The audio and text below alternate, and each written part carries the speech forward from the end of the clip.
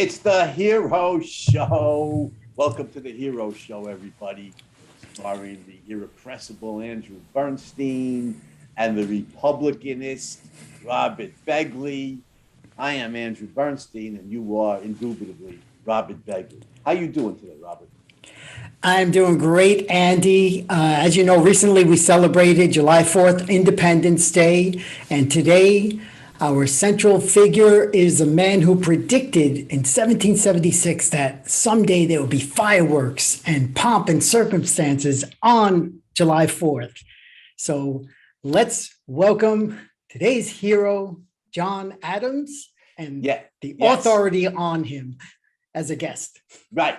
John Adams, one of the great founders of this country, and I think underappreciated founder of the United States. And we have on as our special guest Professor Bradley Thompson from the Clemson Institute for the Study of Capitalism, who is a world-class expert, not just on John Adams, but on the revolutionary period more broadly. And there's the book on John Adams. Here's the book on America's revolutionary mind.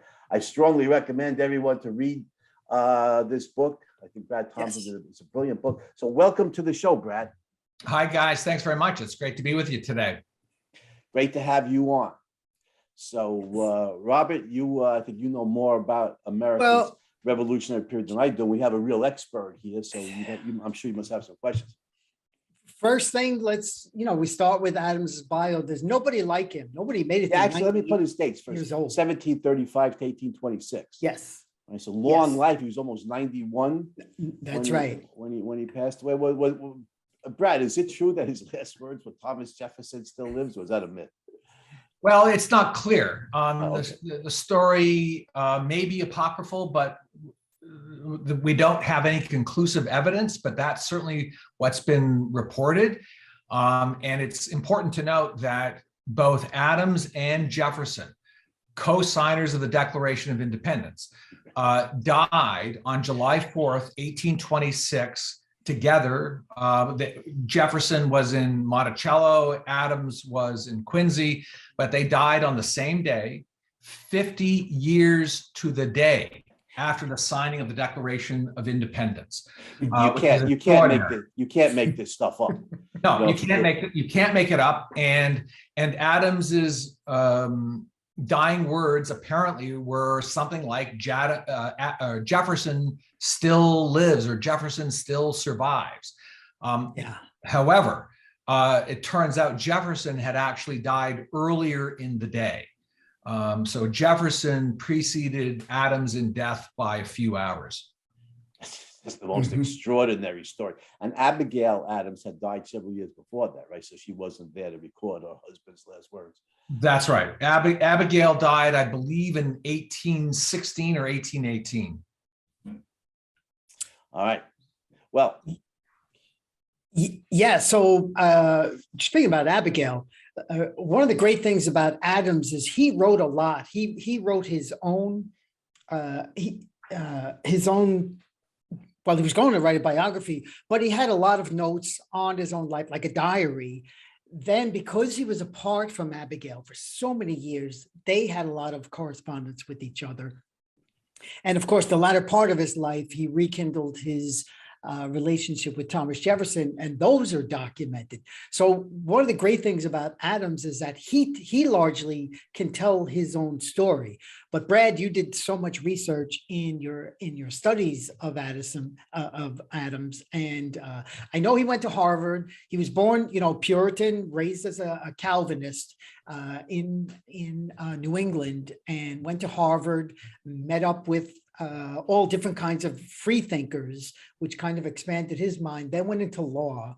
And 1770 was the first act that I remember that put him on the map, which was the Boston Massacre, where he defended the Brits who fired seemingly in self-defense. But why don't you fill us in, Brad, a little bit of the story kind of leading up to that? Sure. So let me begin at the beginning. He was born, as you said, in Braintree, Massachusetts in 1735. He was homeschooled, like virtually all of America's founding fathers were, at least in their early years. He was homeschooled first at home, and then he attended literally a home school. So he attended a school with a few other students in the home of a local teacher, where he learned Latin and Greek. And when he was 16 years old, he got on a horse and he rode from Braintree into Cambridge, where he sat for the entrance exam. It was a day-long entrance exam that he wrote to get into Harvard. Went to Harvard for 4 years, where he was introduced to the ideas of the Enlightenment. And in particular, it's probably worth mentioning that he was introduced to Newton's Principia Mathematica, right, which is the great work, the great scientific mathematical work of the Enlightenment, where Newton laid out his scientific laws of nature. The other text I think that was important in Adams's development was his reading of John Locke's Essay Concerning Human Understanding, where Locke at least attempted to establish what Locke would call a demonstrative science of ethics, as certain as mathematics. So Adams, like his whole generation, was steeped in the Enlightenment. The Enlightenment values, the English Enlightenment values, primarily of Newton and Locke. And that was, I'd say, the first serious formative intellectual experience of his life. Because up until that point, he was raised in a Calvinist home in Puritan, mid 18th century Puritan New England.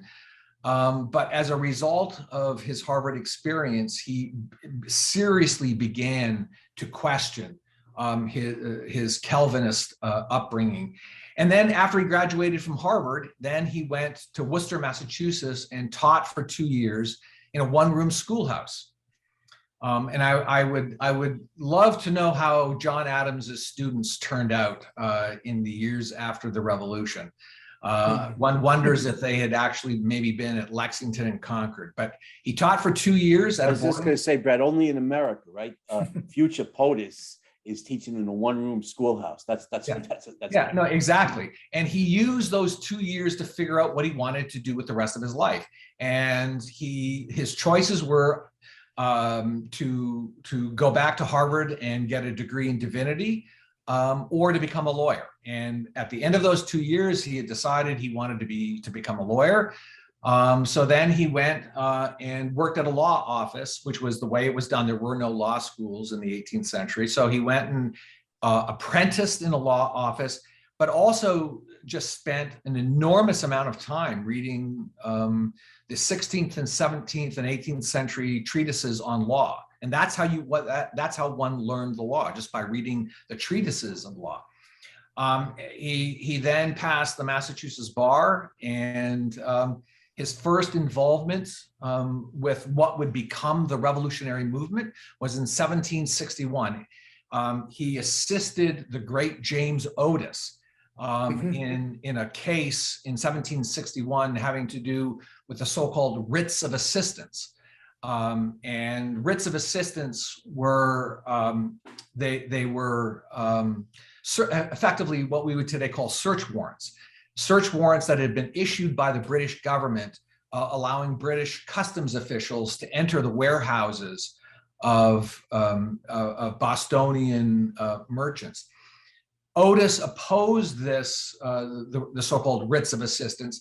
And what's interesting, he did it on the grounds of the laws and rights of nature.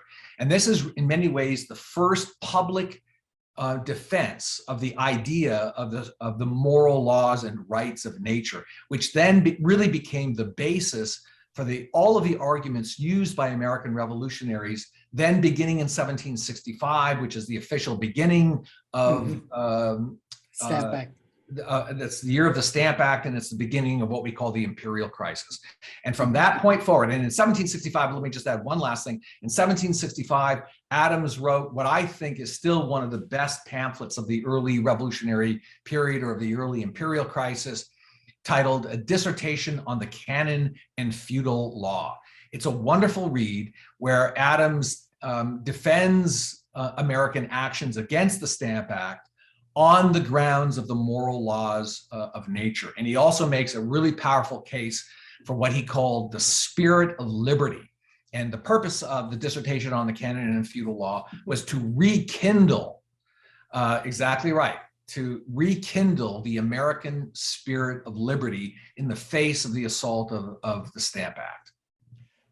Brad, I know we're going to run out of time, but and I want to get to make sure we get to the main point, and that is, I know you were on record as assessing John Adams as the most important of the American founders, and indeed in your previous appearance on the air show, you promised to come back and prove it. I think was you'll prove it. So I assume little I know about John Adams.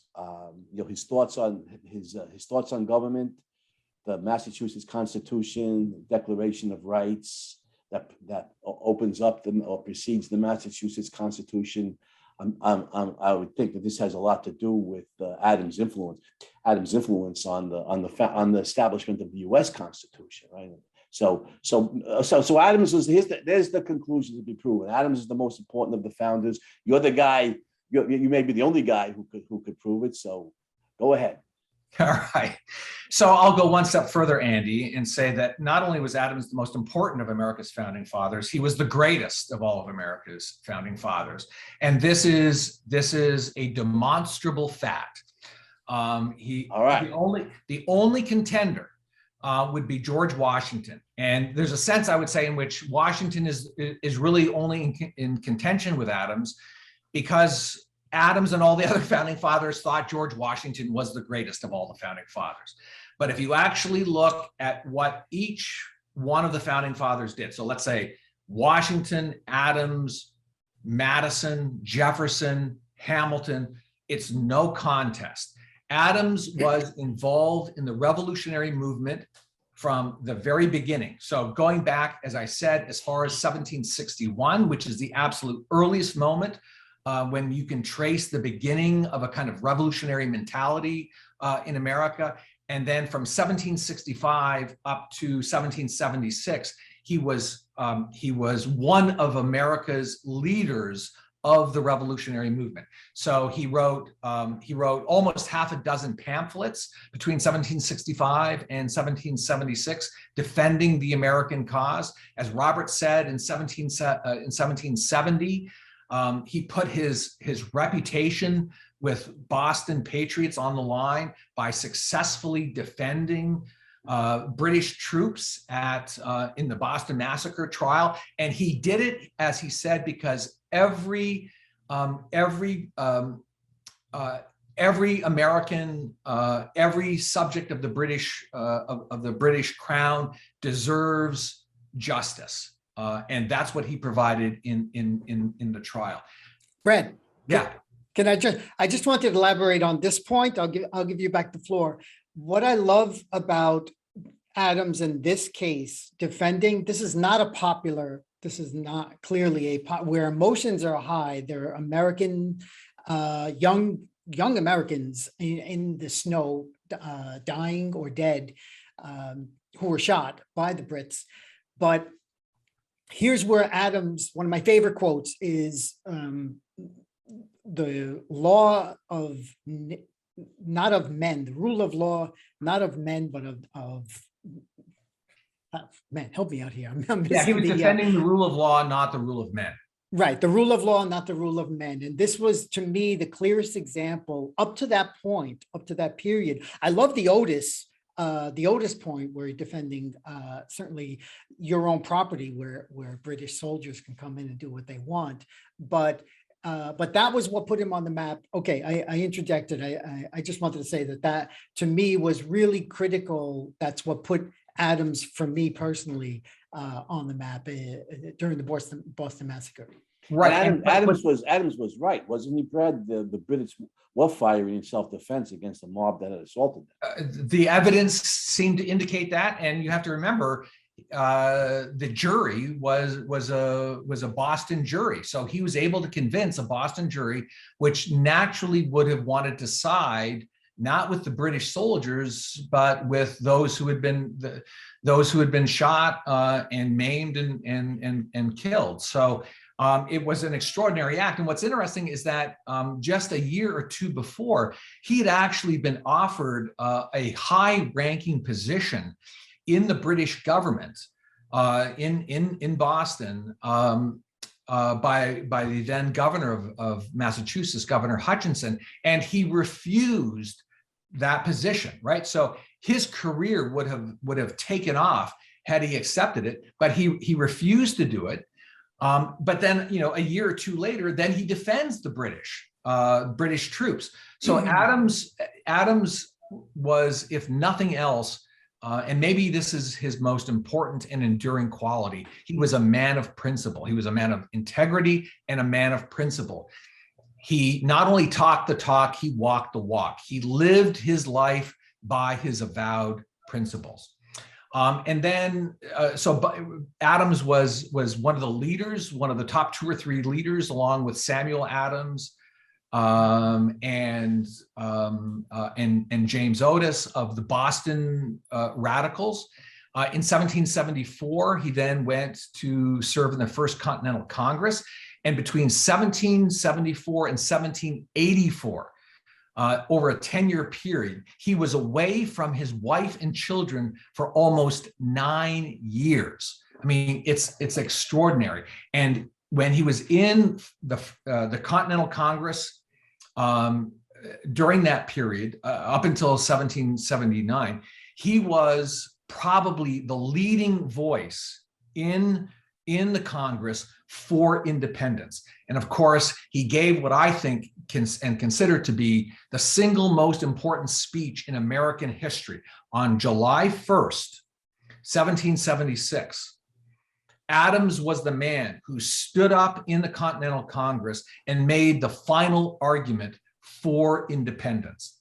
And everyone who sat in that room knew that the man who stood up and argued for independence would have a target on his back, would be number 1 in the queue to be hanged for treason. During his time in the Continental Congress, Adams founded the American Navy. He established America's first model treaty. He's the person who nominated George Washington to be the general of the Continental Army.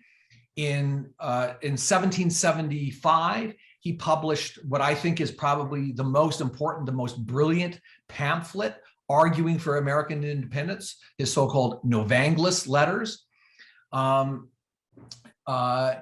Adams worked like nobody else in the Continental Congress. He served on almost 90 committees. He worked from 4 o'clock in the morning until 10 o'clock at night, 6 days a week. I mean, what he did was absolutely extraordinary. He also wrote in 1776, he wrote a pamphlet called Thoughts on Government, which was then subsequently used by 4 states as the basis of their state revolutionary constitutions. In 1780, he was the sole author of the Massachusetts Constitution, which was without question the best and the most influential of all of the state revolutionary constitutions. He then went to Europe. And when he was in Europe, he was a minister plenipotentiary, first in France and then in Holland. He secured a treaty with Holland for Holland to come into the war and support the United States. He secured critically important loans from the French government. And then in 1787, he published the first great treatise in American political thought, the 3-volume Defense of the Constitutions of the United States of America. And then 4 years later, he published another great treatise called Discourses on Davila. He was the first vice president of the United States and the second president of the United States. In other words, he dedicated his life, his fortune, and his sacred honor to the American cause, effectively from 1761 until 1800. So for 39 years, he literally dedicated everything in his life to the revolutionary cause. No other founding father, as great as all of the others were, committed as much to the revolution and to the long-term success of the revolution than did John Adams. Brad, let me ask you this. That's a wealth of information. Thank you. But in thoughts on government, the Massachusetts Constitution, the Declaration of Rights, where Adams points out why we need checks and balances and power. We need a bicameral legislature.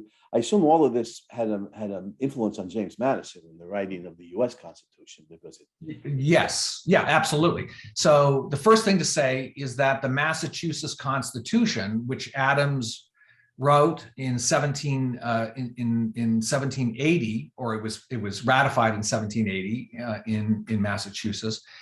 That then became the primary model for the Philadelphia Constitution of 1787. So Madison and those who attended the Continental Congress were influenced by Adams's Massachusetts Constitution, and Adams's Defense of the Constitutions, this 3-volume treatise, the first volume of which came out just before the meeting of the Constitutional Convention. And we know for a fact that many of the framers of the Constitution, including James Madison, read Volume 1 of Adams's Defense of the Constitutions. And much of what's in the federal Constitution is really grounded in Adams's Defense of the Constitutions and the Massachusetts Constitution. And Adams also was on public record as stating he wanted a Bill of Rights in the U.S. Constitution. Wasn't he? Correct. Yes. Yeah. So Adams was in favor of a Bill of Rights.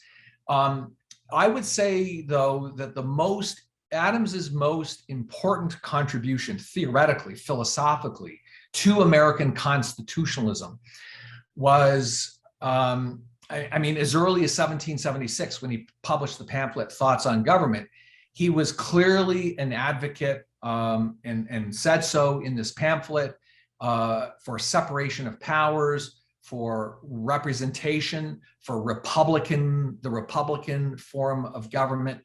But he was also an advocate not only of separation of powers, but what we call mixed and balanced government. This is an idea that has a kind of intellectual genealogy that can be traced back to Polybius and Aristotle, and in a certain sense, even in Plato's Republic. And so think about it this way. The separation of power, the doctrine of separation of powers, is about power. It's about separating the legislative, executive, and judicial powers.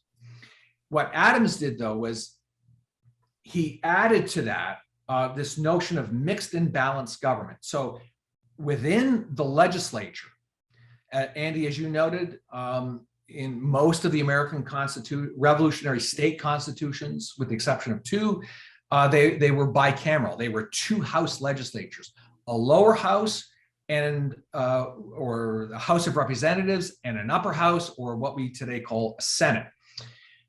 And Adams argued that these 2 branches of the legislature represented ultimately they were representative of certain naturally occurring social forms in every society. So in other words, the lower house or the House of Representatives would represent the democracy of the society. The upper house or the Senate would represent the natural aristocracy of society. But Adams Adams was not just a bicameralist, he was what I call a tricameralist, because Adams gave the executive a veto over the acts of legislation, which means that the executive branch, the governor or the president, is actually a part of the legislature. And what that means is there is a balance in the legislature of what Aristotle would have called the one namely represented by the governor or the president, the few represented by or embodied in the Senate, and the many represented by, embodied in the House of Representatives. So Adams is mixing and is not only separating powers, but he's mixing and balancing three naturally occurring social orders of society. And Adams's point was that all societies will essentially have these three naturally occurring social orders of the one, the few, and the many. I could say a lot more about that, but that's the basic point. There's Adams, unquestionably a brilliant political theorist. And it's really extraordinary. I just wanted, if I could just like emote for a second. And we see the essays of the Federalist, Madison, Hamilton, Jay. What an extraordinary collection of political genius in North America at that time, a small population. I mean, it really shows the human potential. It really shows, I think, the influence of the Enlightenment. That if you have a culture of reason, even with a small population, you can have a number of geniuses like this. And Adams certainly, you're obviously right. He's at the forefront of this as a brilliant political theorist. I just want to say, in support of Adams, one of the things I really love about Adams, contrary to the Virginians, is he was always a staunch abolitionist, wasn't he? He was just horrified by the thought of owning a human being. Correct. Yeah, absolutely. He wasn't a vocal abolitionist. He thought largely that it was a Southern problem that had to be fixed by the South. And he very delicately broached the issue of slavery with his Virginian correspondents, namely Jefferson, most importantly, and John Taylor of Caroline. But Adams was unquestionably an abolitionist in theory, for sure. And the only question for Adams would have been, so how do we actually implement abolition in practice? Which, of course, would have been, at the time, an extraordinarily difficult and complicated issue to resolve. So a couple of questions here, Brad. Thanks for this information. Do you think, so several things I know about Adams, which I don't agree with. And so I got to admit, I'm not yet convinced he is even in the top 5 founders. But, whoa, that's fight words. I'll have to read this. Federalist Papers, what Andy brought up, why is that what's known? That's what was going on to get the Constitution. I'm having a hard time getting Adams's influence across the ocean while Hamilton is spearheading this cause for the Constitution and writing these papers and joining with Madison and John Jay. And they're in the thick of it. And also, they have fought, several of them have actually literally fought in the war for independence, which it's important to have diplomacy, which is certainly what Adams had done. But the 3-volume set that you're mentioning that some of the founders read, I'm not seeing the gigantic impact of that, certainly not compared to the Federalist Papers. Right, but the Federalist Papers would have had zero impact on the Constitutional Convention because they were written after the Constitutional Convention. They were written during the so-called ratification debates, right? So they were written, the Federalist Papers were written after the Constitution was drafted, and they were written in defense of the Constitution. So they had zero influence on the Constitution per se. Whereas Adams's defense, except for the fact that it would not have gotten passed if they were not defending it. Correct. Yeah, I mean, there's no question that the Federalist Papers had a massive impact on shaping public opinion, at least in certain parts of the country, because the Federalist Papers would not have been read, to be honest, throughout much of the country, just because, I mean, this is a period. They were first published in New York newspaper. and sent over to Virginia, the two key states that needed. Sure, without question, right? But the point being, they were not uniformly or universally read in the United States. But there's no question that they played an important role. I'm not even sure I would say a decisive role, but they certainly played an important role in getting the Constitution ratified. And let me also say that the Federalist Papers are an utterly brilliant sort of reflection on the nature of the Constitution. I mean, the Federalist Papers are maybe the greatest political treatise ever written in American history. I don't and wouldn't in any way deny the importance and the genius of the Federalist Papers. But the fact is, Adams's defense was in fact read by the members, not all the members of the Constitutional Convention, but it was read by many of the principal members of the Constitutional Convention before they went to Philadelphia to draft the Constitution. Mm-hmm. Mm-hmm. Okay, thanks for that clarification. Yeah, did you have another question? I thought maybe you had another question. Well, with the slavery, I agree with Andy, and I'm staunch advocate of Adams. And my question was, one of the things that John Lawrence and Hamilton wanted were any blacks who fought in the Revolutionary War should have gained their freedom, but Adams did not agree with this. And do you know, is it because of what you said before? Okay, go ahead. I see you nodding. Well, I actually, and Robert, I actually don't know. Okay. So you're saying something to me that is new that I don't know about. The reason is somewhat consistent with him, because during the Revolutionary War, the issue of slavery was in the back. Union was more important than eradicating slavery in 1776 through 1781 in effect. And so that's how I saw even in the 1860s, even in the 1860s was still more important to Lincoln, right? Yeah. Abolition, right? Abolition came later. That's true. And so that's what I assumed Adams's view was. It's that battle is down the road. It's more important to have union with the South. So therefore, even if we have the blacks who fight in the war gain their freedom, what will they do? That's kind of like something what you said earlier. It's like what to do with them. It's very hard to go that fast on a dime.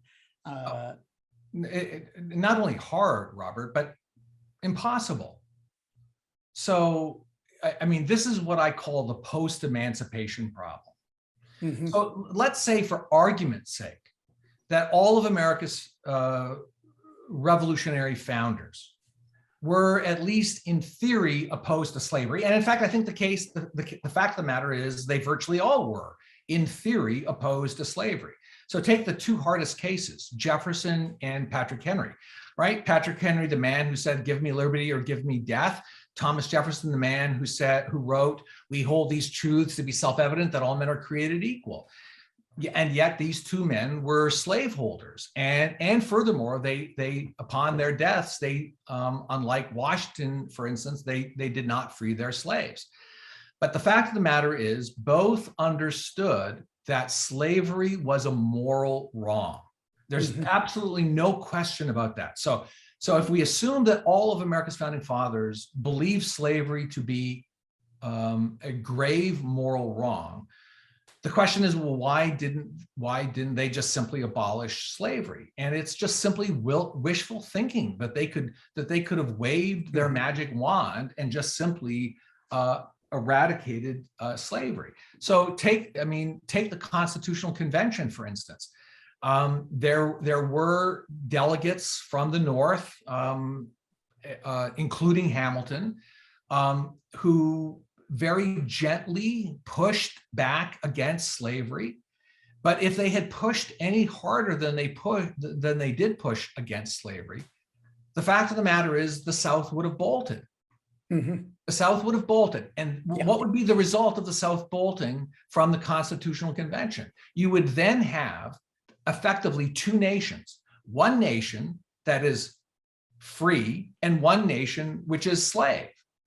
And so from the perspective of the slave, what would be better to have the slave states included in a nation where half the states are free and want to push for freedom, or be in a new nation that is 100% pro-slavery.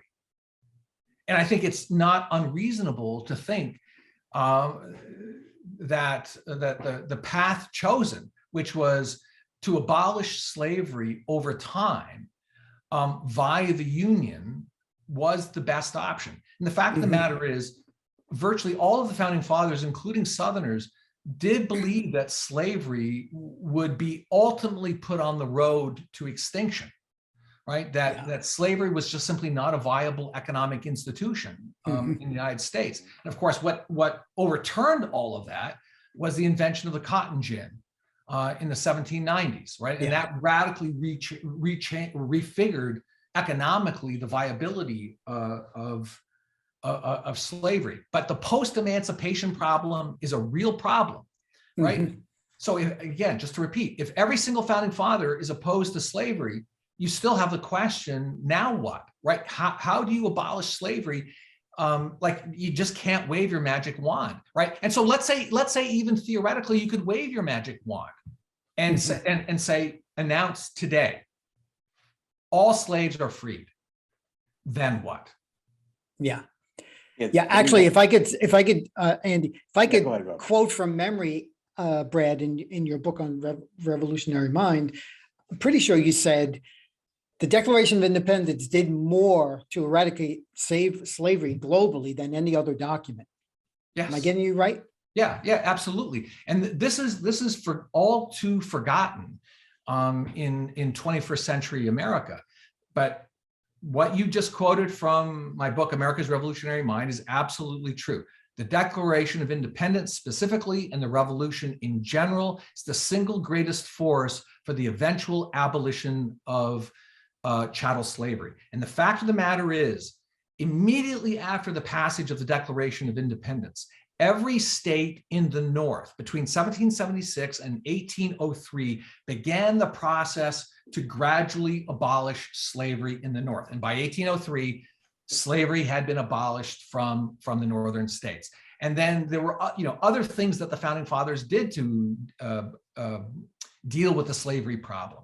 So for instance, the Northwest Ordinance of 1786 prohibited the extension of slavery into the Ohio Valley. The Constitution itself, one could view, and certainly the great, one of the all-time great abolitionists, Black abolitionists, Frederick Douglass, believed that the Constitution was an anti-slavery document, right? Yes.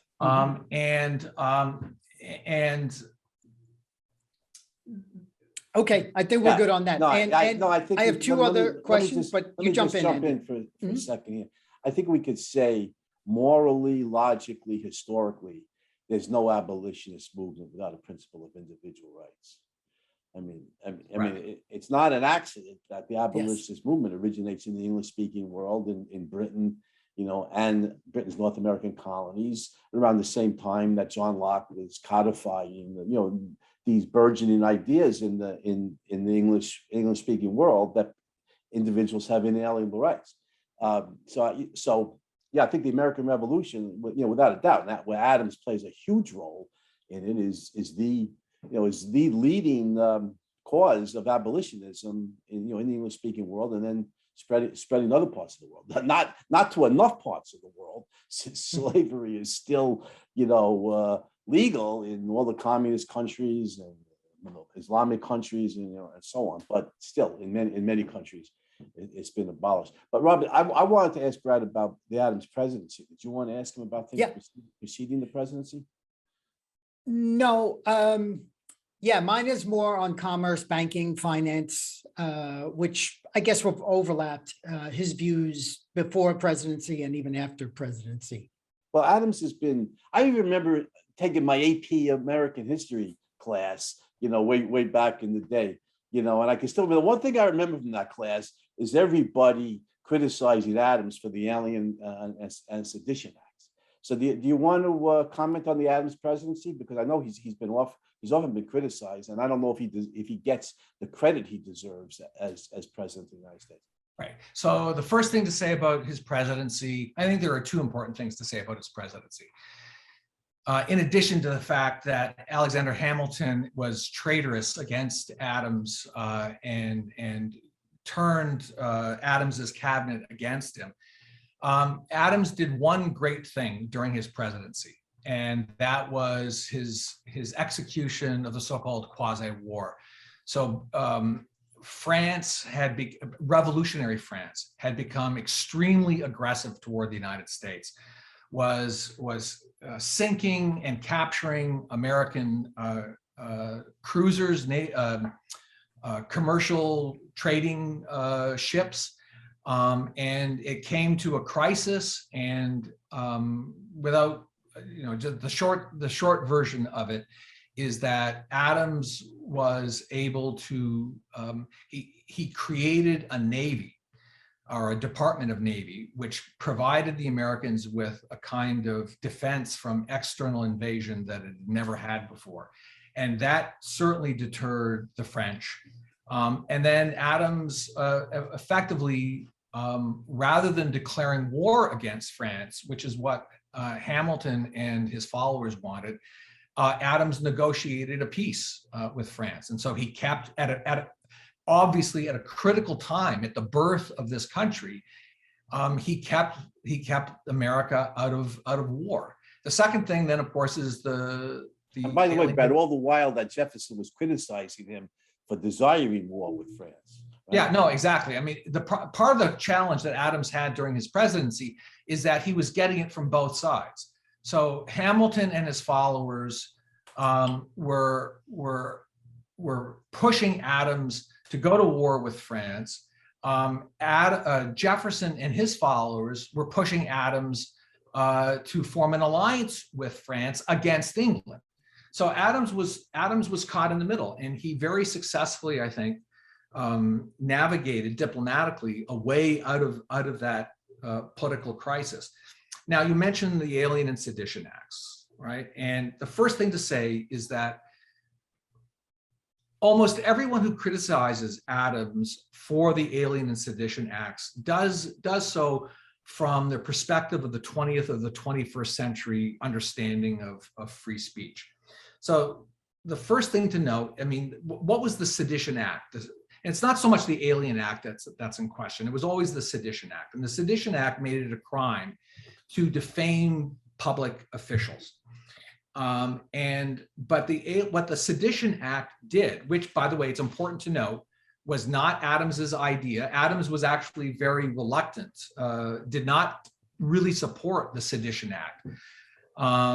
But the fact of the matter is, it was passed during wartime, and it was meant to be a wartime act, and it only had a shelf life of 2 years, right? So that's number one, it was a wartime act. Number two, the Sedition Act actually liberalized the sedition laws because it made truth, for the first time in American history, a defense.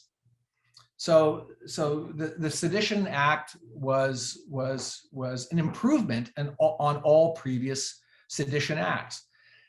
And then the last thing to say on this has to do with Jefferson's hypocrisy. So Jefferson and his allies skewered Adams for the Sedition Act, but they did so not on principled grounds. The fact of the matter is, Thomas Jefferson was not opposed to sedition acts.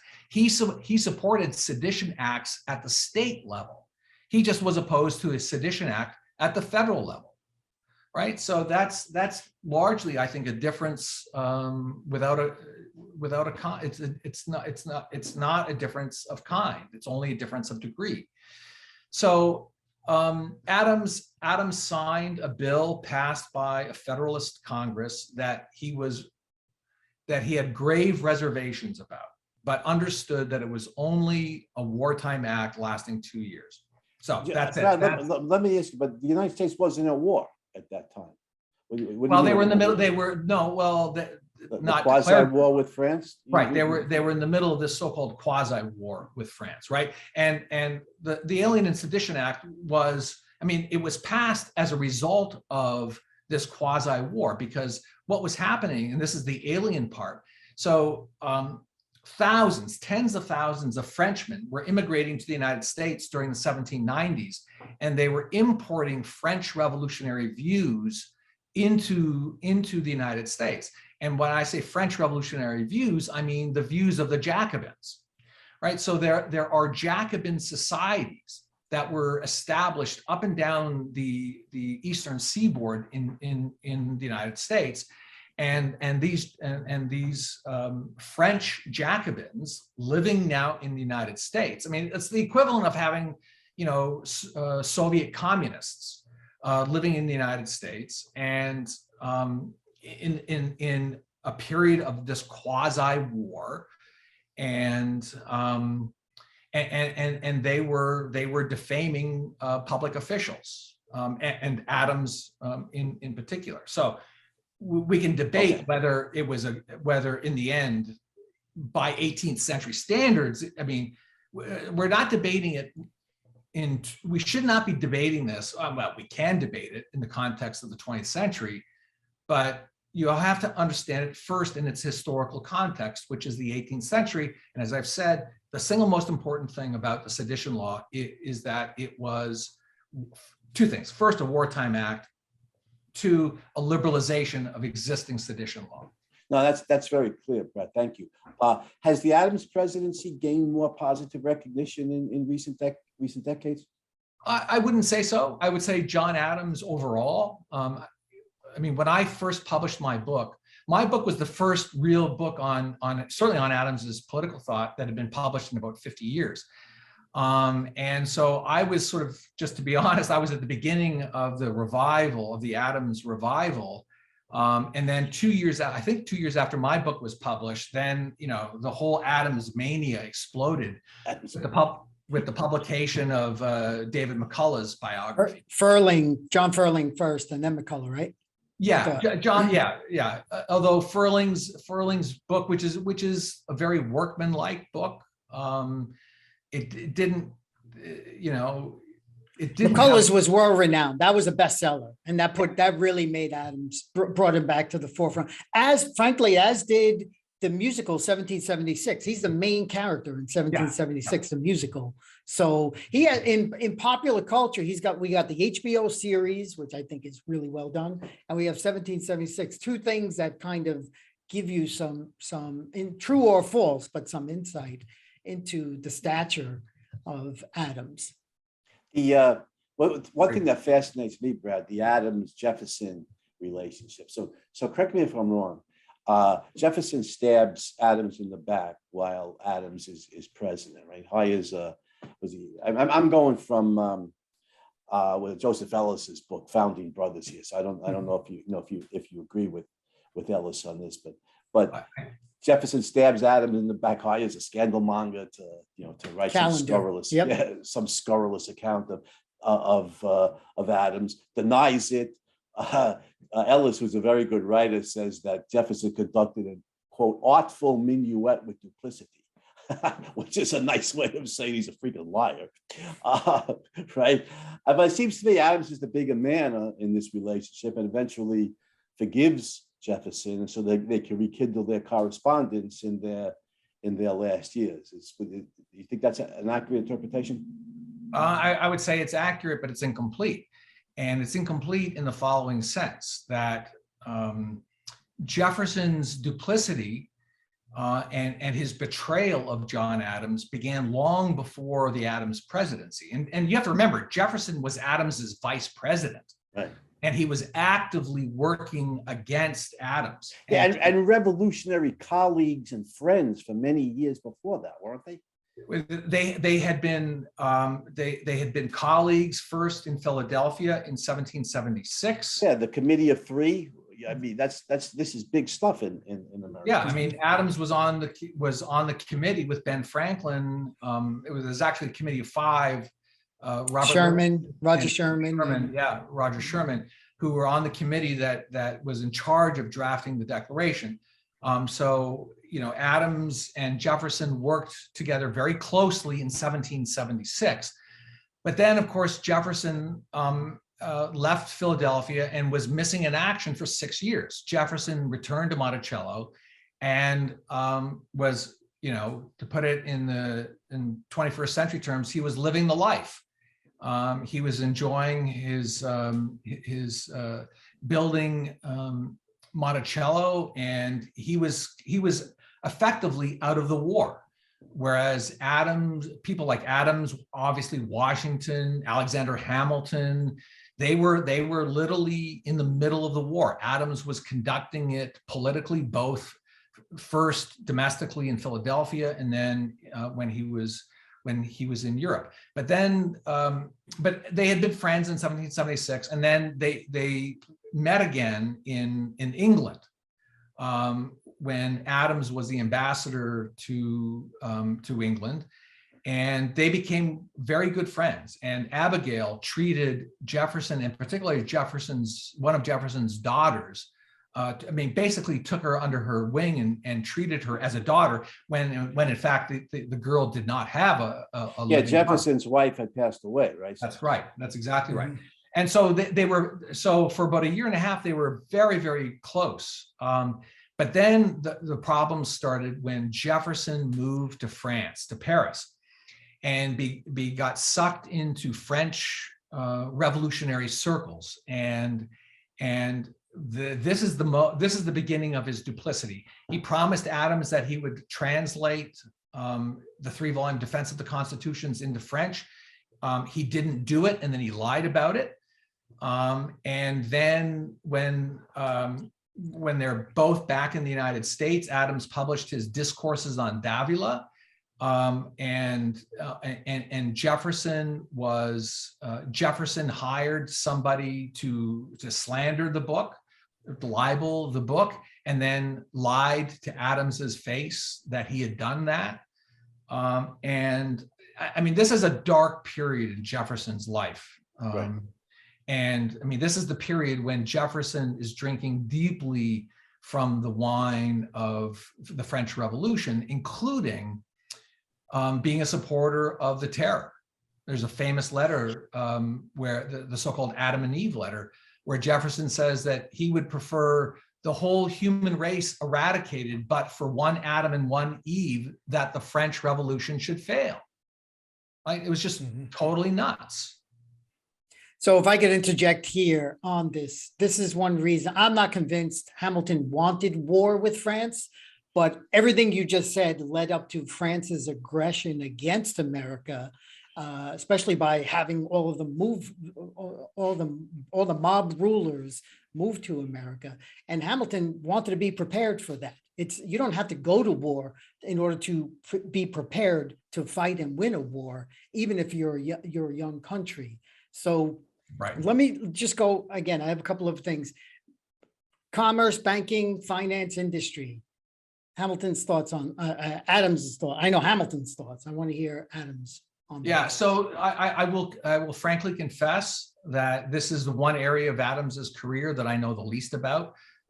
It's not something I write about in my book. My book is focused entirely on Adams's political thought.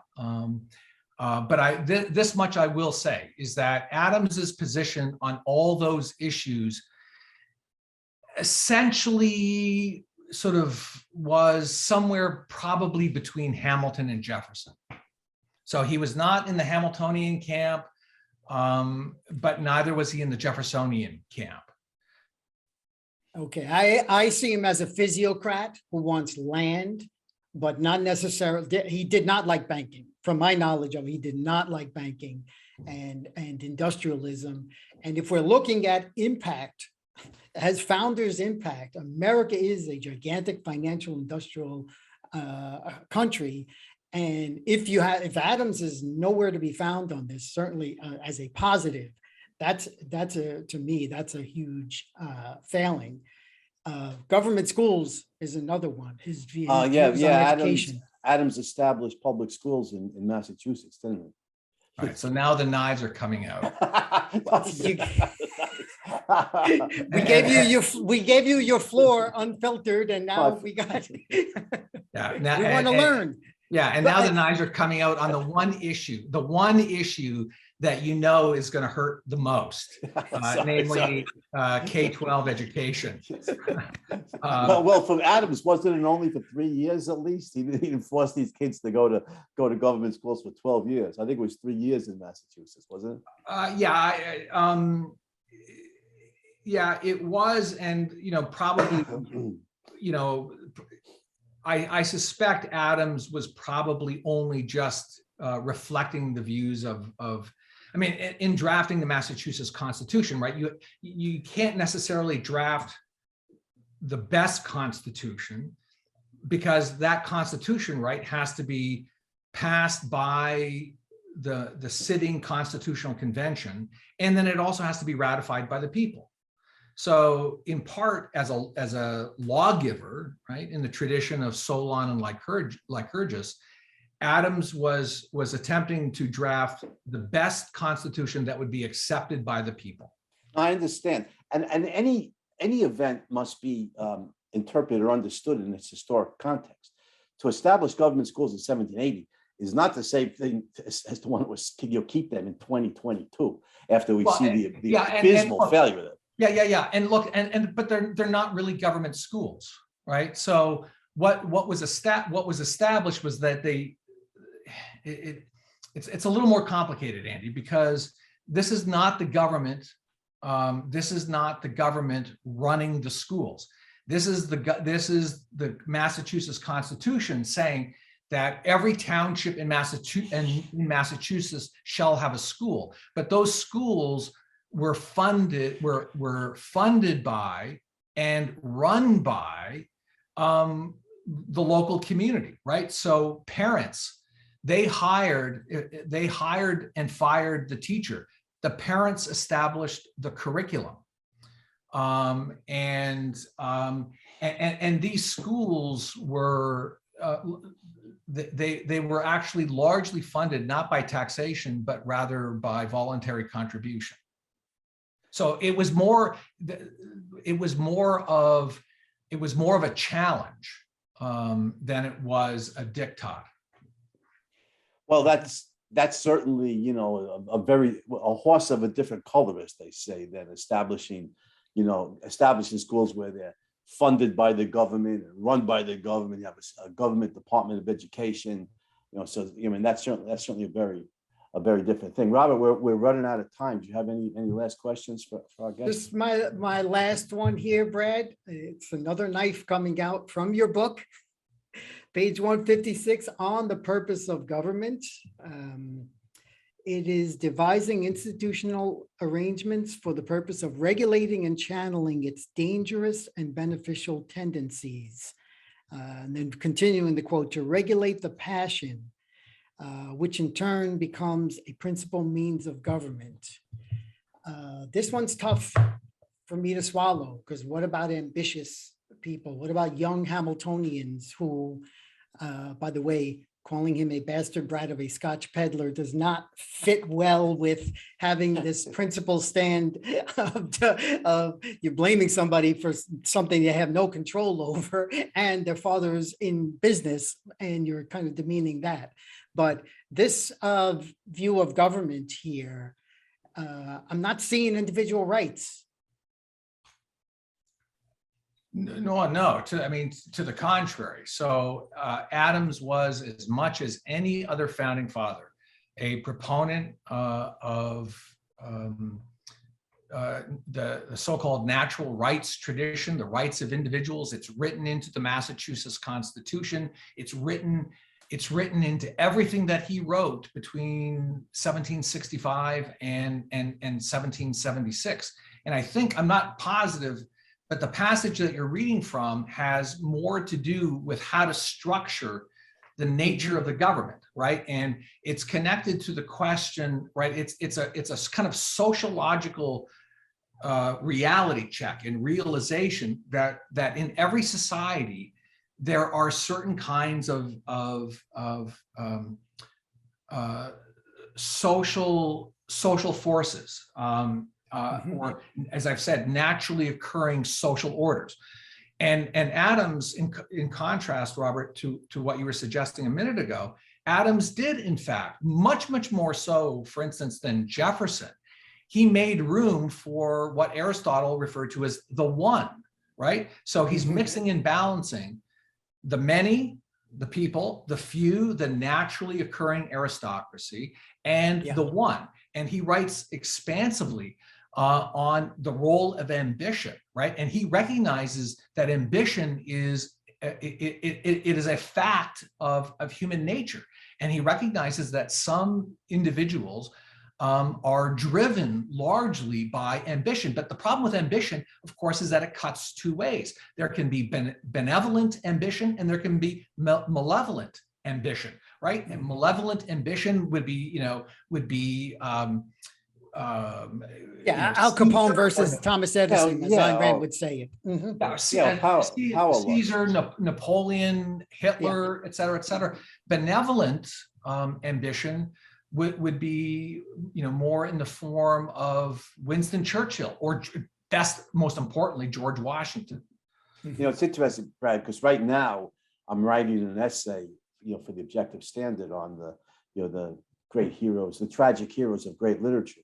And Shakespeare in Macbeth gave us a case study of what power lust, looks like. This kind of negative ambition and the hell on earth that it creates. So it's a good distinction, I think, that you're drawing. The thing I love most about Adams is his concern to limit the power of each branch of the government, to balance out the powers. And I think it was just brilliant, on his part. Now we're running out of time. He credits Montesquieu. I just want to put that in there, Brad. You have it in your book that Montesquieu was an influence on him with the separate branches. Go ahead, Andy. Yeah, well, I just want to conclude with this. I'm sure this quote from Benjamin Franklin about Adams. So it's the last knife here, but I'm sure you can answer this. That Franklin said about Adams, quote, "He means well for his country, is always an honest man, often a wise one, but sometimes, and in some things, absolutely out of his senses." I'm sorry for laughing. What's he referring to there? Where did Franklin think Adams was out of his? What's the way of saying out of his mind, right? Yeah, what he's referring to is that Adams was principled, and principled in the sense that he not only talked the talk, he walked the walk. Adams was, all of the founding fathers recognized that integrity was Adams's greatest virtue, and Franklin wrote that smear against Adams whilst the two of them were in Paris trying to negotiate with the French, and Franklin was frankly chameleon-like. He was chameleon-like with the French, and he let's just say he lived a French lifestyle, and Adams did not.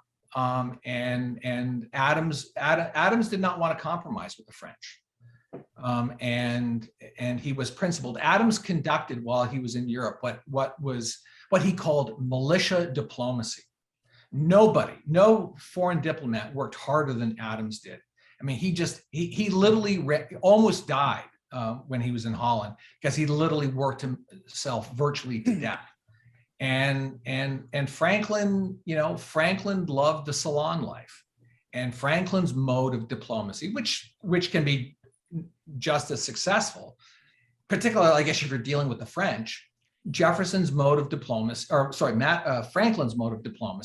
was to be French, right? To be like a French diplomat, to follow the rules and regulations, all of the subtle manners and mores associated with the high world of diplomacy, and that was not John. I think.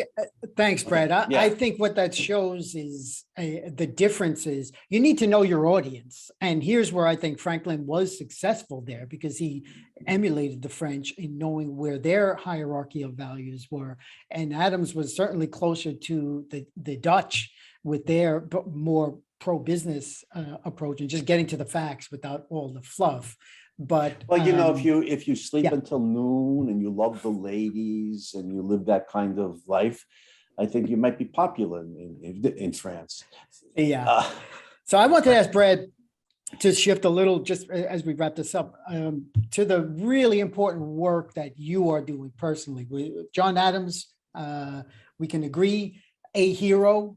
We can disagree, the absolute well, top hero. But whether he's the greatest hero of the American Revolution, I don't know. But we love the founders. But he's a towering hero of the American Revolution, without a doubt. I think you've absolutely established that, Brad. And you're doing some fabulous work, which I think our audience should hear a little bit about that. So you want to talk about Clemson, and go ahead. Yeah, so I am the executive director of the Clemson Institute for the Study of Capitalism. We've been in existence now for 17 years. Our mission is to explore the moral foundations of capitalism. We're not economists. We don't do economics. We're trying to establish really the moral political foundations, really not of just capitalism, but of a free society. Our premier academic program is the so-called Lyceum Scholars Program, which is fast becoming America's best, most rigorous academic program. It's a great books program that studies history of liberty, capitalism, the American founding, and the principles of moral character. The program has been a stunning success. It's only been in existence now for 7 or 8 years. This year we had our first ever Rhodes Scholar. In fact, Clemson's first ever Rhodes Scholar is a Lyceum Scholar. Oh, congratulations. That's great. Yeah. 600-700 high school kids applying to the program every single year. So it's been a massive success. On a more personal note, I've been trying to write the second volume of my projected trilogy on the American founding. The second volume, following America's Revolutionary Mind, will be titled America's Constitutional Mind. And that book is somewhere between 2/3 and 3/4 done. But as with so much of my life, sometimes I get wild hairs and move off in other directions. For the last year and a half or so, I've been running a Substack called The Redneck Intellectual, and just about every week, I'm publishing 3,000 to 5,000 word essays on a variety of topics, from sports to education's the biggie. Certainly, right? The biggest one in the last half year has been education, K-12 education. I've battled with the reactionary right. And I'm writing on all kinds of different topics, but I'm happy to announce to you guys and to your audience that 5 or 6 weeks ago, I decided I was going to do a slight detour from all of this stuff. And I am madly writing a completely different and separate book, which I'm hoping to finish in the next few weeks, titled What America Is. Nice. And the subtitle is And What It Might Be. Well, that sounds. We see a future great. appearance. Yeah. We see. Yes. Since we're promoting all of your books on the show, you put another one out. We got to have you on that. One other thing about Clemson, another thing I admire is your free speech stance on college campus, which clearly is one of the biggest threats that we have. So I applaud you for what you're also doing there at Clemson. Yeah, I mean, what we see on so many college campuses is the suppression of free thought and the requirement that you absolutely must kowtow to leftist orthodoxy, or else you get canceled. So freedom of speech and freedom of intellectual expression, I think is the single most important moral principle and right. So I thank you, Brad, for standing up for that. At Clemson, and also for your principle in case you don't know, Brad Thompson is a principled abolitionist who's determined to abolish the government school system in the same way and for the same reasons that we needed to abolish slavery. So I think that's absolutely true. And certainly, I think we could salute both you, Professor Thompson, and the great John Adams. And John Adams, yep. Yeah, as heroes.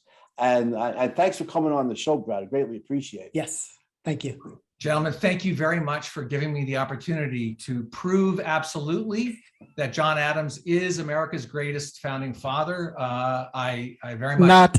appreciate that opportunity. And now that I have proven, and it is now certain that Adams is the greatest founding father, I look forward to more people buying my book. Well, Yes. yes. Go out and buy it. Absolutely. We do have the link to it Yeah, in the this show is notes. this is a brilliant book, everybody. I strongly recommend it. So I want to hope here publicly that everybody wish that everybody can have a heroic day, lead a more. Let's all strive to lead more heroic lives. And we will be back next week to celebrate more heroism on the Hero Show. See you then, everybody.